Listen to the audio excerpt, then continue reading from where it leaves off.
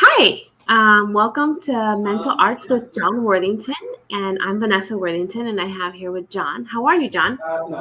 I'm pretty damn good. Wonderful, actually. Well, good, nice to hear. So, we've been talking here now for a couple weeks, and our all of the people that have been, chatting with you, they all come to the same main basic idea, and it's not basic, but excuse my choose of wording, but they all come to what is programming, right? Because that's Right. what we start with.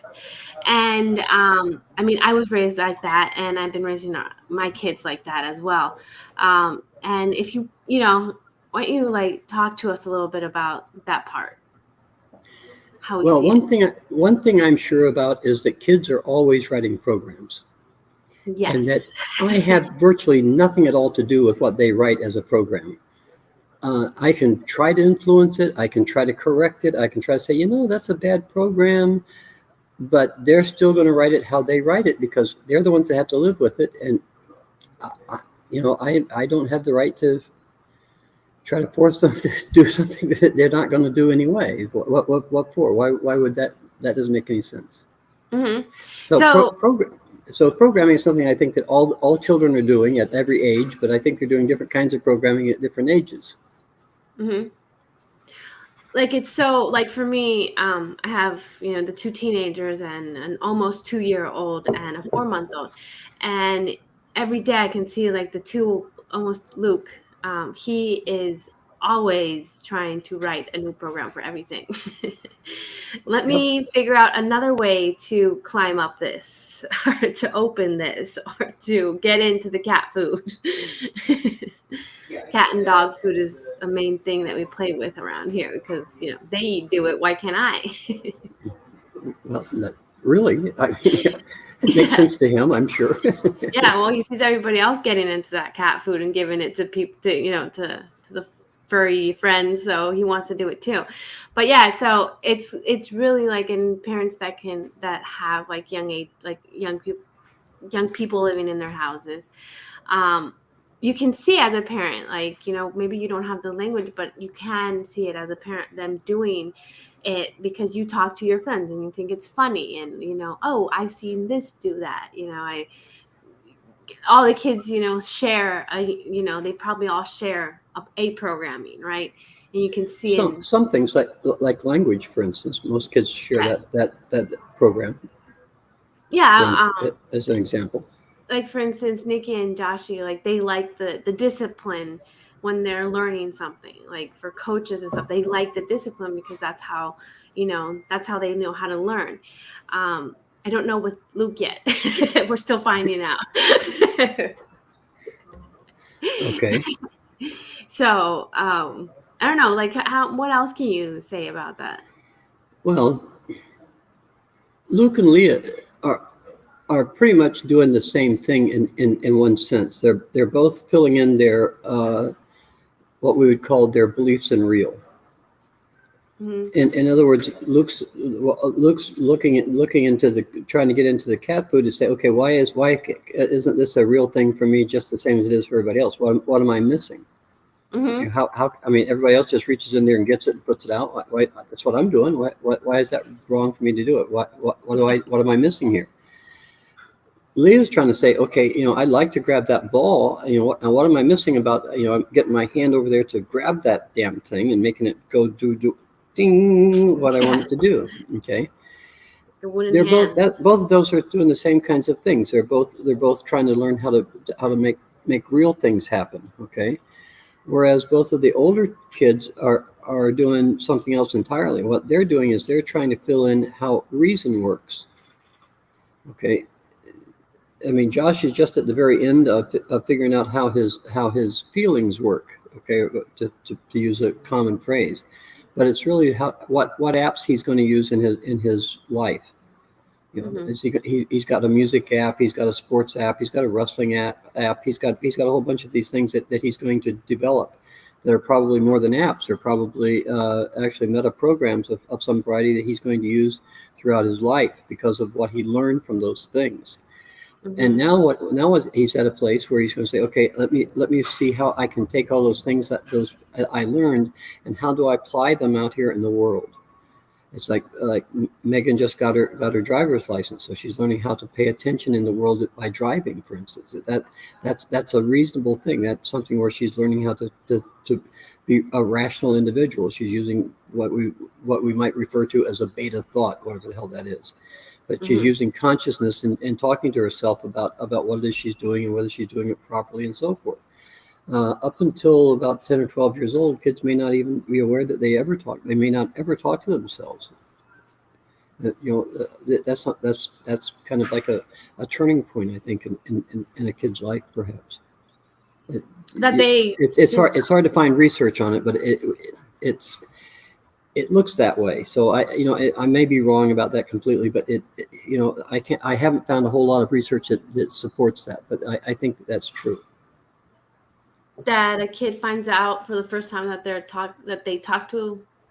Yeah, in other words, there comes a point in time where they realize that they're talking to themselves. They're saying, "Okay, I'm thinking about this." They say, "Okay," and that seems to be at the end of that whole thing of, maybe even because of that whole thing of thinking about the opposite sex for the first time in their lives as an interesting idea, as opposed to a challenging idea.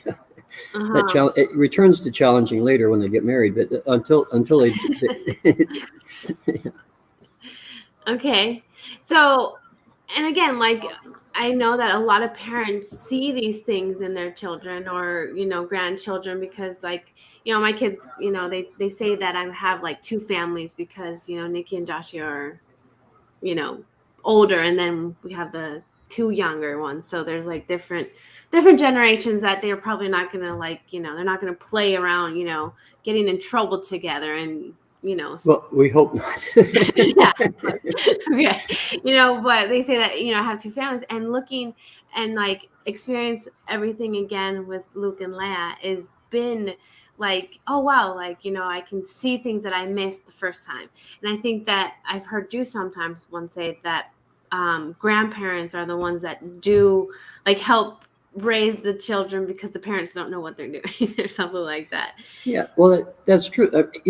That's true for anything that you're doing for the first time. Yeah, you're not going to be an expert at it. Okay, you're just not. You don't. Yeah, but if you have like all of once, you have the kids, and then like it tests like, and you start to learn things that are like, oh, okay, like, yeah, that's what that one did before, like Nikki and Joshie, when it was Luke would cry and they would run to get him, right? And so Leia could sit there and cry for about 5 minutes, and they're like, I'm coming. Like, before it was like, oh my God, what's wrong? No, they're teenagers. That's it. Yeah, and then now they're like, oh, okay, so that's what they do. They cry and they're fine. Like, if they're not like hurting, that's how they communicate. And so it's just like, and you ask Joshie, like, what do you think about that? Well, she's just a baby. She doesn't do anything yet. It's like, oh yeah, well, that's true. I mean, she does, but you kind of don't see it. You're like, oh yeah, whatever. For her, grabbing a ball or reaching to your hand, she's like smiles at you because, yo, what did I do? Right. But you might have missed that with the other kids because you didn't know to look for it then. No. Mm-mm. Yeah. But see, now that you're following her belief in real progression. Okay, whatever that means for her. I mean, it's always a surprise as what she now can make real, right? Whether it's turning over or getting off the blanket you put her on or something. I mean, all of a sudden she's getting mobile, right? Oh yeah, she's mobile. She's figuring it out. Oh yeah. So she's gonna be up crawling here pretty quick. And so, but those are all real things that she's learning how to do. She's learning how to deal with the real world. Yeah. Okay, so she's developing a set of beliefs about what real encompasses. Gravity, falling down, going boom, being hungry. Oh, look, my pants are wet. How did that happen? All kinds of things of that nature, and it takes a while. I mean, it's complicated. It takes a while for her to figure that out. Exactly. Yeah, but you can see how those programmings are being written. Like, wow, while Yeah. they're, rolling over or trying to grab something. And like you can see, oh yeah, like that's what they like. And I see it with Nikki and Joshua, that like the way they do things sometimes, I'm like, oh yeah, they've been doing that since they were like little. Yeah. Yeah. They brought that same thing up to right now. Yeah, they did, because it's true that once a program is written, it becomes the rule of our life until it's recognized and changed. That's how Lily talked about it, and I think he was right about that. Mm-hmm. I think that's really true. I've certainly have observed that in people. I mean, sometimes you see people doing 3-year-old things at 50. Mm-hmm. You do. You see it. You see kids that are, well, they're not kids. They're grown people that are 25, 30, 40 years old, and they're still acting like they're 12. They're still running after girls or boys like they're still in high school or junior high or something. I mean, we sometimes get caught in programs, and we don't see them because, well, it's like Lukey right now. Does he actually know what he's writing, what he's making real? I don't think so. No, he doesn't. You know, No. he can't see that he's trying to invent a way to get into everything. No, I mean, no. but you can see that. Oh my goodness, this kid's going to be something because he moves chairs and so forth to move the world around to how he needs it to be to get to where he wants to go. Uh-huh. Yeah. Yeah, you put Okay, the toys, pick them up and everything, and he's still not ready. He'll go and just dump them and look at you and be like, "Why did you do this?" I'm not done. so there, yeah.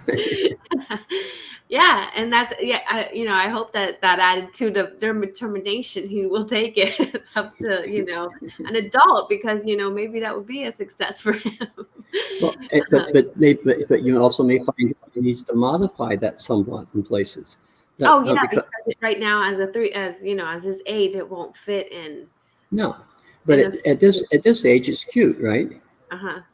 Okay, well, so but Someday. nonetheless, well, not too long because you don't want it to be a habit that he has to break, Exactly. Uh-huh. because that just costs him time.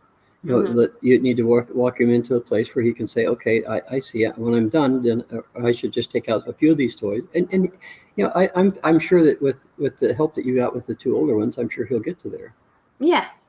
because Yeah, the otherwise they're same way going to. that he learned how to throw a football and a baseball like no one's business at 2 years old, then yeah, he can probably pick up the yeah, no, and they learn by watching, like Yep, they do.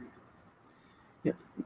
You'll see that they walk and they talk and they stand and so forth, just like the adults around them. hmm Nikki one time asked me, and she asked me, how is it that you will peel fruit with like really thin with a knife? And I said, well, every day, I said, in middle school, I would sit, this lady used to babysit me, and so, well, I helped her with her kid with her grandkids, babysit her grandkids, and she watched me. So her niece used to sell fruit, and so I would just sit and watch her peel it, just watch her peel it and everything. And I never did it. Like, I never did it. And then when I started to cook and do it on my own and everything, I started to do it. And I think I messed it up like a couple of times, but then like I just got like, and now I can do it without even looking. Like I can, like I peel it like really thin, the skin off of any fruit. And then Nikki like always gets surprised. She goes, "You do it like a professional, Mom." I'm like, "Yeah, I learned by watching." I was never allowed to grab it, so. But it See? is like, even like peeling, fruit off with a knife and not a peeler. Like it is like you learn by watching. Yep. They also learn by listening, right?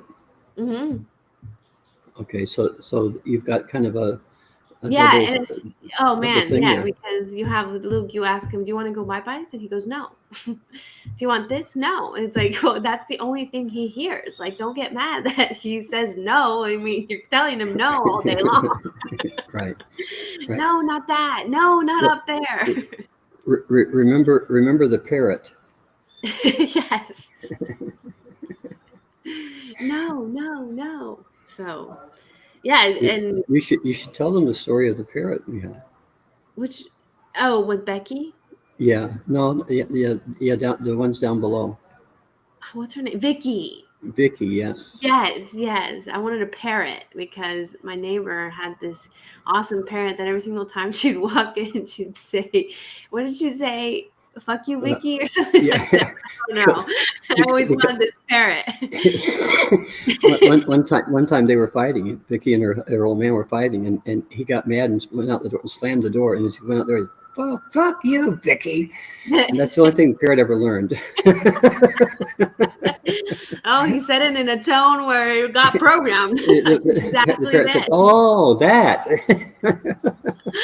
Yeah, that was so funny. Yeah, of all the things that parrot can learn. And then I did get a parrot and it never talked. So, Oh, okay. yeah. Well, But I did fulfill that dream. well, already then. But no, like, so how can, like, when you're doing a rewrite and Okay. because you're talking to, that 3-year-old, how is, like how much of the accuracy can you see of what they're doing that they brought up? Like, None of it. none of The it. only None of it. The only thing that you can see are the tracks. Okay. Okay. Like, Okay. It's like if you're hunting deer and you see little deer paw prints, hoof mhm, prints in the snow. There are deer there. When were they mhm, there? I don't know, but they're close by somewhere, or they were. Okay. mhm, And so you can, if you look carefully at the tracks, you might be able to tell how long ago they were made if you're all into snow and tracking and that kind of thing. mhm. Well, programs and also have tracks, and they also have longevity tracks. Okay, and they also have markers that show emotional loads on the program. Okay. And so when you're doing a rewrite, what for me, for instance, what I want to listen to is I don't, I know that it's not an accurate memory. Okay, Mhm, it's what they're using as their memory. Okay, it doesn't make any difference what actually happened, probably mhm, not to them at the moment. What makes a difference is what they perceived it to have been, and how they perceive that memory still today, or somehow or the other, how that program still is written. mhm, And so you want to take them back to where that program was written, if you can. You say, okay, well, when did you write that? What was going on? What happened to you then? mhm, Was it you were having a conversation with your mom, with your grandma? What was happening? And most of the time, people say, well, I don't remember. And you say, okay, well, remember things that happened around that time then.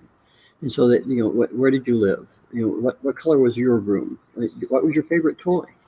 Did you ever fight about a toy that with brothers or sisters, aunts, uncle? Oh, you did. Okay, great. And what was that about? And so gradually, what happens is that they remember things back at that time, and so then they can go access that memory about, well, what was happening was, I think it was something like this. Uh, we talked about Vincent. Nobody ever sees him, but he had a memory of having been stranded on a street corner sometime in his young life. And he mhm, couldn't get off that street corner. He couldn't go across the street. He couldn't go back to where the fight was. Just a whole bunch of stuff. He was stranded there, and so somebody had to come and rescue him. Well, he didn't see that was something that he expected in lots of places in his life. It was, but once he went back and started remembering all that thing, he could rewrite it. Then he could stop and say, okay, well, I'm going to change this. And so I think that's what happens to people, actually, is that they remember the thing and say, I don't think it really happened like that. I think it happened somewhat differently. And so they mhm. then they grow new synapses and remember it differently. They painted a different color or something. Whatever whatever Yeah. whatever they do, they put some cayenne pepper in it and make it spicy. I don't know it's whatever people do with their memories to correct that for them. I have a, That a client that she has a daughter, and they older lady. She's young like you, and and she never and her kids never got married or anything. And one time she got out of the tank, and I was like, Susan, do you need tea? And she's like, yes, yes. She gets out and she goes, I'll be damned. I just got off the phone with Tanya. And I was like, oh, what happened? And she goes, I told her, it ain't my fault that you want to blame me for everything that happened in your childhood. I did what I could do. hanged up on her. I was like, well, good for you. And she's like, yeah, I finally decided, you know what, you know what, she's right. I didn't have that. And she still lived. Yep. Well, and that's the good news for parents, okay? For all Yeah. parents, all right? Is that, look, 99.9% of the programs that we learn from our parents work just fine. I don't care what kids say about it. I don't care what they perceived about it. Nothing. The programming that they get from their parents worked just fine because it worked good for the parents. Okay, and they picked up much of the same programming, especially in the early stuff. Okay, it's because it goes down generationally that way. You were that pre-emotional stuff, even you're going to get that because that's how everybody around you is standing and walking and throwing balls and so forth. Right? Okay, so where we make mistakes is when we get old enough to talk to ourselves and we think that we know something. Or our friend told us. Yeah. Well, we think we know something, right? We think we have a fountain of knowledge from some place or the other that gives us the end scoop, really. And it doesn't work so well. Maybe it probably is best that you take the simplest solution, not the most complicated. Well, like like Susan, she realized that like she was carrying on a program that are guilt of, oh wow, I probably didn't do that, and like you said, like until they recognize or they go back to that memory or what that memory's hurting, right? That's the horrible thing about a guilty program. What guilty does is it gives somebody else power over you. You're saying that you're guilty, and so you have to adjust what you're doing to please somebody else. Well, lots of luck with that. You can't do that. Nobody can. I mean, you're still gonna walk around and everything. Yeah, you are. So it's not a good thing or a bad thing. It's just, look, parents should never feel guilty. I mean, you treat your kids better than what you think that I treated you. Of course. And you treat me better than what you thought you got treated, right? Exactly. And parents, that's what parents have to do. Even if they end up treating their kids exactly the same as the grandparents, they still have to think that they're doing it differently. Yes. They have to. It's the law. Of course. There's no reason to be no reason for me as a parent to be angry about that, or to feel jealous about that, or think that I wasn't respected enough. It's not about any of that stuff. It's about you having to stand on your own two hind legs and stand up and be who you are, which is something that as much as I hate to say I told you so, I told you that actually a few times. You can stand up. You can do this. You're okay. You're a big girl. You solve that problem. And at the time, you probably didn't appreciate it. Of course not. How could you have that? Yeah, well, exactly. Come on, I was being a anything. But to you, I was being. Still don't, but I won't say that out loud. Okay, don't. I won't listen to that. Yeah. But the thing is this is that you really had to learn how to stand up on your own two hind legs, even though you thought I was fucking with you at the time. Of course, it was necessary that you learn how to do that. It has paid off huge dividends for you in your life, I think. Yeah, so Joshy, with him and all the stuff that he has, Mr. Social Boy over here, during the summer, camp has 2 weeks of band camp, and they have to go because they learn all the dances and everything, and it's obligatory. But that's the same week where they have to do like the conditioning for football or something like that. So he was so pissed at me. I mean, that boy was pissed that I made his ass get up and go and stand in the sun for 8 hours every day for 2 weeks. I mean, he was pissed. And I just looked at her and I said, you know what? You can be pissed at the day in 5th grade when you had me go and sign a piece of paper where it said that I was going to pay this instrument. And mind you, it's already paid off and everything. And now you have to graduate with this instrument. And so after, like, he was like, yeah, I know. I'm not mad at you. I'm not, but he was like not talking to anybody. Like, he was just like, straight face, like, I'm tired. But right now he's so happy because he's only two people in the band are also football players, and he gets all the the GoPros from the parents saying, wow, I wish my kid did that. I wish my kid did that. And he's like, oh, Oh it's funny gosh. because they'll let their, and mom said this the other day, and she's like, yeah, it's because I'm in the era where I listen to my kids. Like, she goes, I'm glad that you don't listen to yours. And I'm like, no, well, like, they're raising themselves if you're listening. I listened to my kid that he didn't want to be in the band camp, so he's not in band. And I was like, okay, well, there you go. Yeah. So that's a good example of parenting and paying attention to kids' programming, huh? Yeah, and he loves it. He loves, and he just needed that little push, Yep. Actually, he just needed his mom to say, no, this is what honest really looks like. Not what you've perceived it to be. Is what I'm telling you it is over here. Oh, I'm not graduation mad is at not you. 8th grade? I'm sorry? Graduation is not 8th grade? And I was like, no. No, not quite. Yeah, it's a little later than that. Yeah. Oh, 4 more months. Yeah, 4 more years. So come on. Yeah, that's all. Yeah, so he called me today, or he sent us a message saying that he's now playing this Barry sax for jazz concert. So he's really, really happy. Well, all right. Yeah, Mom 1, Joshy 0. So all that programming that he went through when he was a kid, learning that he had to do things, really has paid off, huh? Yeah, in both of them. Yeah, they don't quit. I don't let them quit. They sign up. Coach is going to expect you even if they don't like you. Or if you don't like them. They're going to expect you, so. Yep. Well, all right, kiddo. Okay, well. This has been an interesting visit. Okie dokie. Well, thank you for hopping on, and I hope, at least a little bit, comes out with. Well, let's it's another of what we do with the rewrite, and what, you can pay attention to, Well, it's something that's pretty practical for anybody who's a parent, and Mm-hmm. boy, there's a lot of those guys around. Yeah, I've met a few of them, and it's a big fraternity or club or something, Yes. called parents.